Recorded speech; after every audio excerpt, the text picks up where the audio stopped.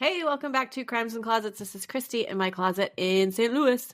And this is Beth in my closet in North Carolina. Happy Monday, Beth. Happy Monday, Christy. And it's Easter week. Yes. And we're home. Yes. Yeah. Whirlwind March. That is about to be over. And what do you guys do for Easter? Do you celebrate? What do you do? I know you celebrate it. I mean, very, very minimally, honestly. Like, we are every now and then go to church because it's a big church holiday, but it's not like we do it every single time. And it's just us typically. And so we just make dinner. My mom always sends Easter, like, a big box with one big basket and like everything to stuff it with. So she'll just send me a box and then I put it all together. And so I don't necessarily do baskets because I don't want all that extra candy around on top of what she sent. Because she'll send me like the whole bag of Reese's, the whole bag of jelly beans, the whole bag of like whatever to put in it. So we do something a little bit different, like where it's a little gift that the Easter Bunny brings. So that's pretty much all we do. Yeah. We do baskets, but my kids use the same basket and they set it out and put a treat for the Easter Bunny. And I mean, it's only my little one who like cares, but you got to play the game. Right. Yeah. But we're having friends in town this week, like for Easter weekend, and they're little guys, like a 2-year-old and a 4-year-old. So I'm like, oh, we're all going to do the Easter Bunny. It's going to be so fun. And I want to put out like little jelly bean trails and, you know, make it like cheesy and remember when my kids actually cared about these. Now they're just like, can I have a V-Bucks card? Yeah, exactly. Easter Bunny. Exactly. Yeah. Okay, so they're going to be there. They're waking up with you on Easter morning. This is why you're going to do all this. Okay. Right. Will you do like footprints? Yeah, no. Okay. Like in what? Mud? Glitter? Well, no, like people do like flour. Oh, yeah, no, I'm not doing that. For Easter Bunny. No, I have a dog. That would go so sideways. Oh, that's true. He'd probably step all over it. So. No, he'd eat the flour. He would lick the flour off the floor. Yeah. He's an idiot. Love him so much. That's true. Yeah, no. Oh, okay. Because I was like, I don't know, just thinking like, that's like, oh, look, he came through. But I guess I'm not that level. Right. Well, thought I was doing good. Now you're making me feel bad. Like I need to do little footprints. No, I bring it up too because I'm like thinking about how I see people do it. I don't know if my mom ever did it. I feel like maybe she did, but when you see people do it and I look at the size of the footprints, I'm like, that's not even the Easter Bunny that comes in my house. So, what do you mean? Well, like they're like rabbit footprints that you see, like tiny rabbit footprints. But like in my head, the Easter Bunny that comes in the house is like that giant one that you take a picture with at the mall. Dude, that's so scary. You think that comes to your house on Easter?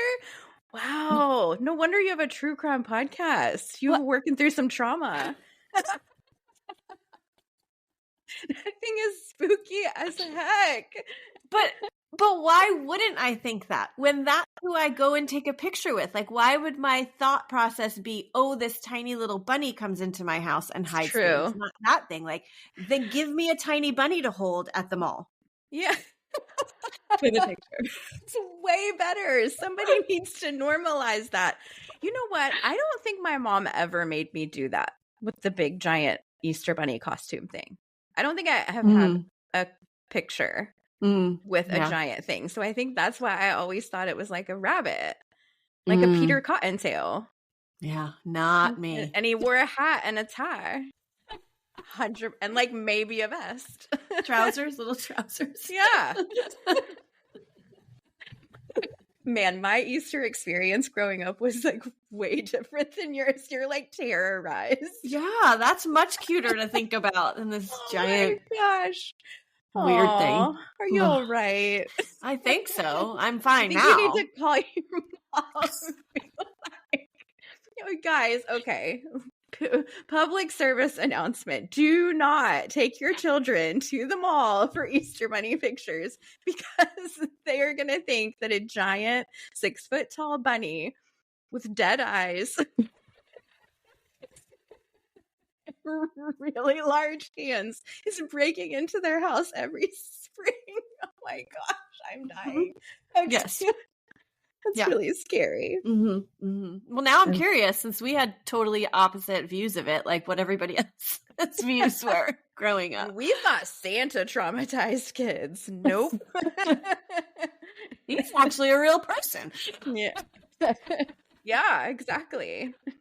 Not some creepy mall bunny who gets paid $8 an hour and breaks into your house in March. Okay. Probably works the carnival on weekends. Lord. Oh man, I feel like this needs to just end now. We're like so slap happy in the closet today. It's not even funny. Thank you guys for indulging us. I am dying. Well, if you're not traumatized by my Easter, I can traumatize you with the case. Happy Easter, everybody.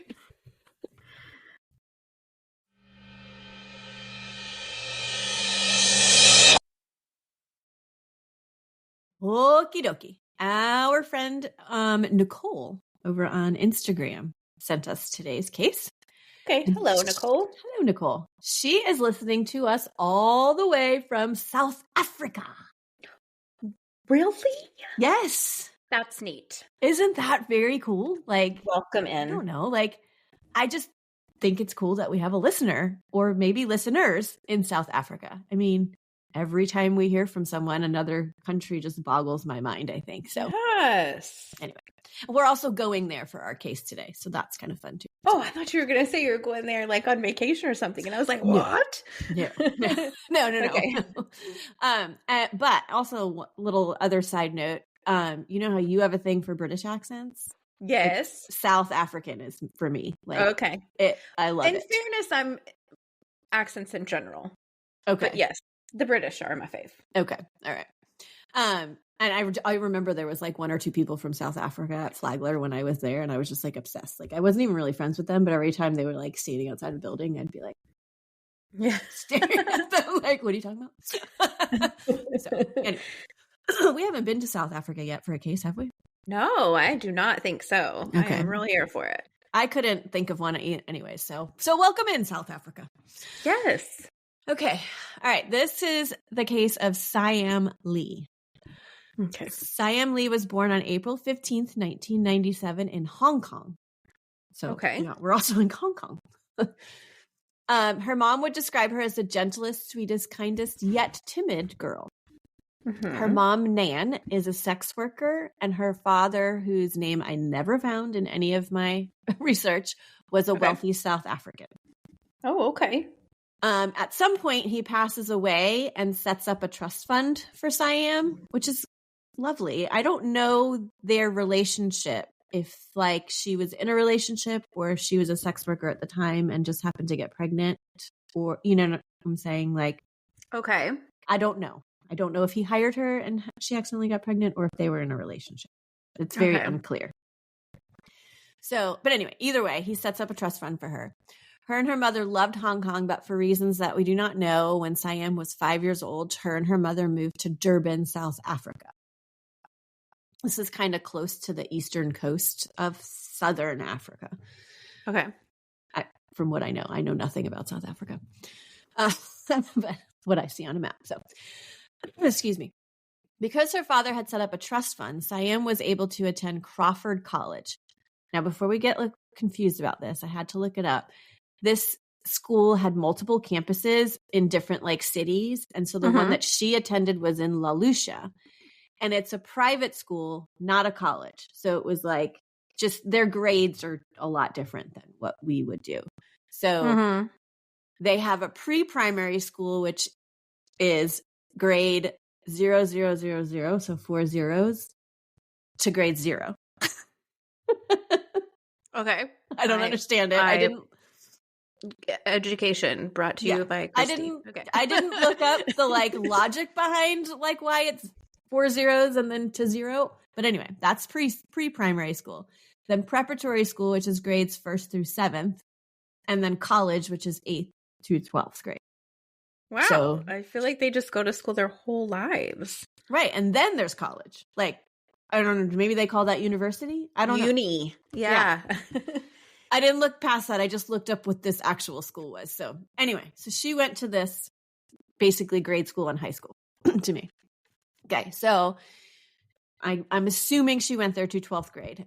When she graduated from there, the trust fund payments stopped. Not exactly sure why, if there was an issue that came up or if there were just stipulations in place for timing of distributions of funds or whatnot, but they stopped. So Siam had dreamed of becoming a teacher and she wanted to travel the world. So she needed to start to save money for schooling. So she became a waitress and a bar lady, which these are all terms that they use in their newspaper. So I'm assuming that maybe that just is like a bartender, a promoter, and she also sold pool chemicals.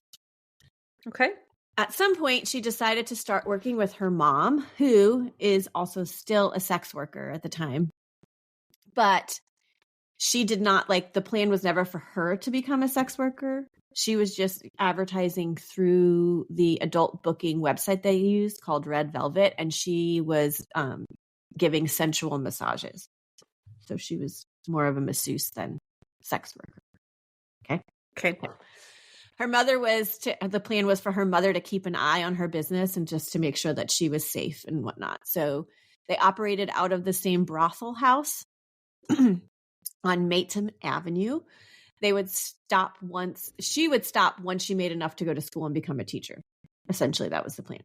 Or if the trust fund all of a sudden started to kick in again. A few months into working as a masseuse in October of 2017, Siam met, now these names I'm going to totally screw up, Pilani Natuli, who was 29-year-old successful businessman from the area. Okay. I'm just going to call him Natuli from now on. Okay. I believe his last name is the easiest part to say. He hired Siam through the website for a massage. And after his massage, he messaged her to ask her if she would like to go to dinner later that night. Oh, he liked her. I guess so. She's 19 or 20 at the time. So he's, slightly older. So Natuli came to pick her up that evening, and that's Nan met him, and the two left for dinner. Siam came home a little after 10 that night, and when she came in, her mom said, "Oh, Mom, I never want to see that man ever again because he was so weird and so creepy." So I don't know what happened. And in an interview, the mom said that she didn't get a weird vibe from him when she met him, but this is what Siam said.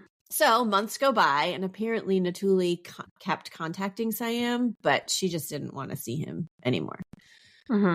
On January 4th, 2018, Natuli showed up at the brothel house that Siam worked at and went straight to her room, because I'm assuming that they just all have their own rooms that they operate out of. I don't know much about brothels. And he had handcuffs and a gun with him, and he forced her into his car, and took off down the road. Yikes! I'm not sure if anyone saw him doing all of this, because I don't really know if the police were called right away. Somebody was there in the house. I don't know. It's all very, very vague in the articles I read, but the police had no leads on how to find Siam when she was reported missing. So it was kind of nobody had seen and been Natuli did it, so makes me think that nobody was there or just were in the rooms and they didn't see it all happen. Right. So they searched for days, and a week after she went missing, on January 11th, a farmer who was taking his son fishing walked through a sugarcane field about 60 kilometers away, which is about 37 miles from where she was taken, and a body was found that was badly burnt. They would need to do DNA tests to get a positive confirmation of who it is, but they were sure that it was Siam Lee. Her mother said that the way she was lying, her arm was above her head and the forearm and hand were not burnt, I don't think. And so she could recognize the silver glittering nail polish on her nails. Oh, man. I know. Could you imagine? What year is this again? This is in 2018. Okay.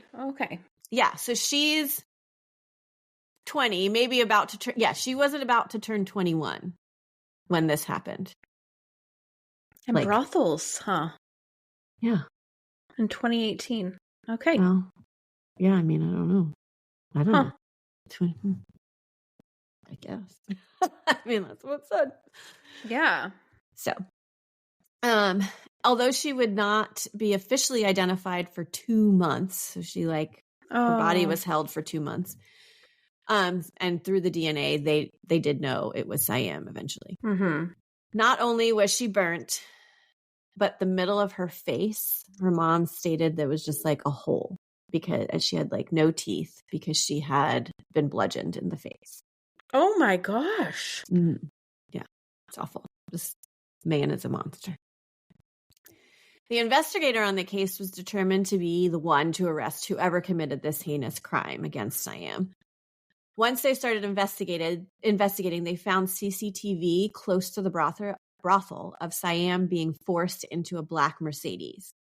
About 2 minutes after she was taken, there was a car accident that happened like just down the road from the abduction site.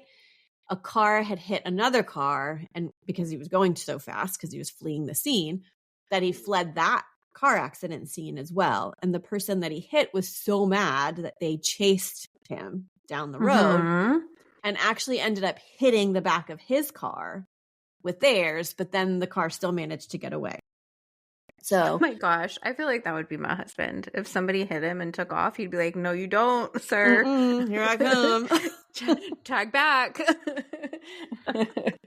I think I'd be so afraid to like. I would be. Yeah, I also think I might be so stunned that I'd be like, "Did they just do that? What the?" Yeah. Like, it would take me a second. I don't think I'd have the quickest reflexes to just be like flooring it to go. But anyway, okay. So investigators thought that a good idea would be to check recent insurance claims to see if anyone had made a claim to fix their car. And they were in luck because someone did. And the address they got from that claim matched an address from a case that they had 2 years earlier that he just happened to remember, where a woman who said she had been taken back to and raped at that house. Oh my. I don't know what happened to that case, but I'm guessing nothing since this man is still out there and is now involved in another case, or maybe I don't know. They couldn't prove it. Yeah, it's possible. So they go out to the home, but no one's there, and they start to look around and in the garage because I'm assuming that they have a search warrant, or they just do things way differently in South Africa because they're just like opening this garage and no one's home. But they find this black Mercedes Viano, which fit. Do you know what a Viano is? No, I just remember that you said black Mercedes. Mercedes, yeah. It's like a big, like almost like Sprinter vanish, but maybe even like bigger than that. Like it's a big like I've seen those. And it's funny because her mom in an interview said that when he pulled up to the house, she's like, he pulled up in this big loaf of bread. Because that's what it looks like. The shape they do kind of. They use them on The Real Housewives when they have to like rent transportation and they don't want like a limo. Well, that they makes rent sense. These like Mercedes vans to take them to the airport and stuff. Oh yeah, yeah. Okay. Well, anyway, so this one fits the description of the car that was in the accident, also the one that was seen on the CCTV footage. They also saw that the back of the car was smashed in from where that other car came and chased him and hit him. So they proceeded to just tow the car away. So he's not home, and they just take his car right out of the garage. Okay. I'm like, I want to do this to people. Like, I was going to say, this is a swift investigation. I know. I don't really. mind it at all. No hassle, no paperwork. No, not at all. So the investigator then like goes up the street, up the hill, and like waits and sits to see when this man's going to come back. So when Natuli drives up, he opens the garage and notices, and just the investigator's like, he just kind of stands there like, it's my car. Like, what the heck is going on? Sprinter van, guys. Yeah. So he stands there for about 20 or 30 seconds in disbelief. And then as the investigator then rolls up and takes him down and arrests him. Mm-hmm. So as he's cuffing him, the investigator is like, damn, this guy's really well dressed. He smells good and he's really well spoken, and was like almost convinced that he was like arresting the wrong man. Like, why would a man like this murder somebody? Like, he could probably get anyone. Interesting. Yeah. Right. Because he's a narcissistic ass. Mm-hmm. Yeah, he is. So they take him down to the station and start questioning him. And the investigator said that Natuli gave the following details with very little emotion. And he was, we're not kind of surprised by that because we've heard of so many cases where they're just like, this is what I did, whatever. Mm-hmm. But this guy was like, it was so strange to me. He's like, because anybody that I've ever like had confessed to me is like crying and upset and like, whether it's because they got caught or they actually feel bad about it, but they're still like showing some sort of emotion. So it was really weird for him to see this man just be like, yep, this is what happened, blah, blah, blah. So anyway, Natuli stated that he had sent Siam money or lent Siam money, which we don't have confirmation except for what he's saying. So this is just his version of how it went down. And it was somewhere around 40,000 Rand, which is, that's South African money. It's around $2,000 US dollars. Okay. He said he waited for her to pay him back and she never did. He got tired of waiting, so he went there with a gun and handcuffs and demanded the money. When she said she didn't have it, he got angry and took her because he figured that if she wasn't going to pay, then he could probably get somebody else to come up with the money, like kind of ransom. But he never asked for ransom. So I don't believe him either way. He took her to his home where he handcuffed her to some sort of like banister or railing of some sort in his home. And he stated that he raped her repeatedly while she was there. And I think he said he only held her for 24 hours. So I don't know. Anyway. He decided he just admitted to raping her repeatedly? Yes. And that's why this man's like, I cannot believe you're telling me all of this just so matter-of-factly. Like, yeah, that's what I did. So he decided he needed to kill her because Siam had told him that no matter what he did or said, she was going to report him to the police. Just like, I don't care. I'm reporting you, which maybe wasn't the best idea since then that caused him to like, but she was being like, nope, you are not going to get away with this. She was saying, I'm not going down. You are. Yeah, exactly. For doing this to me. I'm not going to just I'm sure ignore he it. was trying to intimidate her to get her to not go to the police because I believe this man has done stuff like this before. And maybe that other woman ended up recanting maybe in the end. So would make sense. Yeah. So he stated that her legs began spasming. Oh, I'm sorry. He started to strangle her. And while he was strangling her, her legs began to spasm. And so he stopped strangling her and felt badly and wanted to help her to stop the spasming. So that's when he went out to the garage and retrieved a hammer and bludgeoned in her face and bludgeoned her. No. Yeah, you're helping her. Oh my gosh, this poor girl. Yeah, awful. Natuli then went to the store to get gasoline, and when they tried to verify his story, they found that he had gone to the store during an hour of time that the surveillance camera was not working. However, the store attendant was like, no, he was here because he's a regular customer of mine, and I recognized him at the time. So he stated that he drove to Cato Ridge, which is a bit west of Durban, and he planned to dispose of her there, but there were too many people around. So he just kept driving to New Hanover, where that sugarcane field was, and disposed of her body there, poured gasoline on it, and lit her ablaze. Oh, so that's why he got the gas. Yes. During his bail hearing, which, by the way, he was granted. How are you granted bail on this kind of like heinous crime? I don't understand. But anyway, he claimed that he had been tortured and assaulted during his questioning. Well, I don't believe him, but I wish he was. There's no surveillance of the interrogation? Or audio actually, or anything? I don't know. That seems like it would be a really easy thing to disprove. Also, is he injured?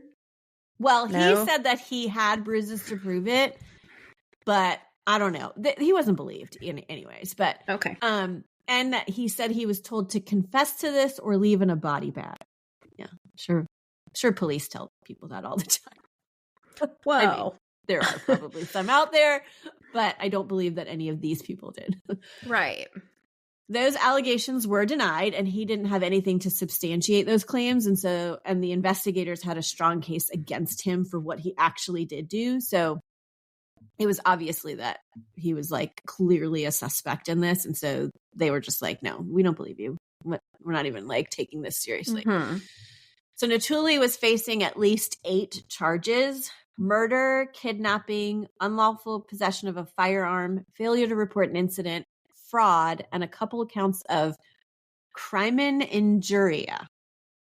Okay. Look up. Mm-hmm. And this is a crime under South African common law, which is defined as the act of unlawfully, intentionally, and seriously impairing the dignity of another. Usually they said they see it in road rage, stalking, emotional, psychological abuse, and like sex offenses against children. Wow. Yeah. During their investigation, they found that the car they had taken from his home, that they believed was the vehicle that she was kidnapped in, had its own tracking system. Oh, yeah, baby. Yeah, there you go, Mercedes. So this tracker would prove that the car was at the scene of the abduction and also at the accident scene that happened nearby and where her body was found. So yeah, there we go. Try and disprove that you were there and did this. Right.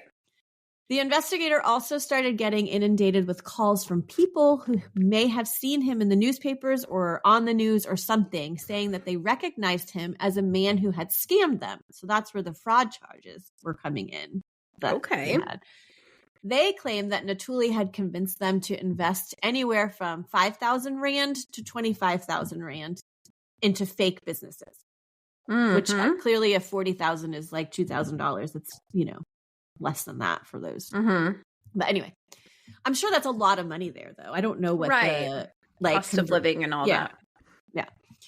So when they tried to contact him to see about their investment or to get their money back, they would just find he was unreachable and couldn't find him and whatnot. But then they're seeing him on, in the news for this story. So they're like, hey, that guy scammed us. There were also a few women who came forward saying they went to on a job interview with Natuli where he just ended up taking as opportunities to seduce them. So there weren't real jobs. He was just getting women to come. And then I don't know if he ended up actually assaulting them or not, but I'm sure he did based on the kind of guy that he's already proving to be. Easy dude. Yeah. He's also accused of knowing that he had AIDS and was intentionally trying to infect others. I don't have 100% proof of that, but it's stated in several articles. Wow. Yeah, gross. A couple of other women came forward as well. One was a woman who said in 2016 Natuli kidnapped her and raped her at gunpoint, which I believe may have been that one that I spoke of earlier where they're like, hey, 2 years ago, this matched the address of. Yeah. Oh, I believe her. So I believe this, maybe she was intimidated to not go forward. And now she's like, yeah, he did it to me. So the other one was Lucky Mtembu. I'm sorry. She had been tormented by Natuli for the past 3 years. She was engaged to him, but then broke it off because he had tried to kill her by kicking and strangling her. Yeah, I would break it off too. Yeah. Wow. Yeah. Lucky is lucky. She is alive. Yeah, no kidding. She's good for her for getting out. No kidding. Absolutely beautiful too. She was Miss Teen 2009 or I don't know, something she won that, I think, for South Africa. She's very pretty. Anyway, that's total side note, but even with protection orders and criminal charges brought up against him regarding what he did to Lucky, he still stalked her constantly. And she had to stay on the move, never stayed in one place for very long because she was always afraid that he would just show up at any moment. She stayed off social media because whenever she would go on it, he would hack all of her accounts and get in there and post stuff and whatever. So once he was arrested, she was like, I feel so relieved that he's just off the streets and not around. She knows where he is. Yeah, exactly. So Natuli's trial was set to take place in July of 2019. However, a month before it was to begin, Natuli died of skin cancer. Shut up. Yes. Skin cancer. There was a lot of talk from people questioning that if he had really died or not, or if he had faked his death, because around the same time there was this other prisoner, dangerous prisoner, who faked his death in prison and ended up escaping from prison. And so they were like, you sure he's dead? Because maybe he's just trying to fake this so that he can keep going. But the court said that they verified it with a death certificate, but people even questioned that because they're like, well, anyone can print a death certificate and turn it in and whatever. But they said that they took prints that they had on file from when he was arrested and then prints off the body that was in the morgue and said that those matched. Okay. So the courts were convinced it was him and ended up taking his trial off the docket. So it's just like done now. Oh. But anyway, I mean, he's off the streets because he's dead. Well, I hope he's dead. But he's a career con man / criminal and very dangerous. Like rapes, kidnappings, killings. Like there's multiple people accusing him of this. Mm-hmm. Siam's mom, Nan, moved out of Durban and moved to Bloemfontein. Nice. Nicole is probably going to have a lot to say about pronunciation of all of this. I bet she anticipated it would go just like this when she sent it over, so I'm sure she'll give you some grace. Yeah. I should have reached out and been like, can you please send me a voice message on all of these pronunciations? We've been known. Yeah. Anyway, that's the capital of South Africa, so she still lives in South Africa. She misses Siam every day and lives with the guilt from what happened. Because she obviously... Oh, well, it's not her fault. Gosh. Yeah, but I guess because she supported her doing the massages through this website and like helped her do that, she... but she could have came across this guy in anywhere. Well, that's true. Since he was such a con man, she couldn't. But anyway, so that is the sad, sad story of Siam Lee. I also think it's very interesting how the police officer, when he arrested him, was like, I feel like I have the wrong guy. Because at first glance, he even conned them. Where he was like, he's so well dressed. He smells nice. Like, yeah. And that's scary, too.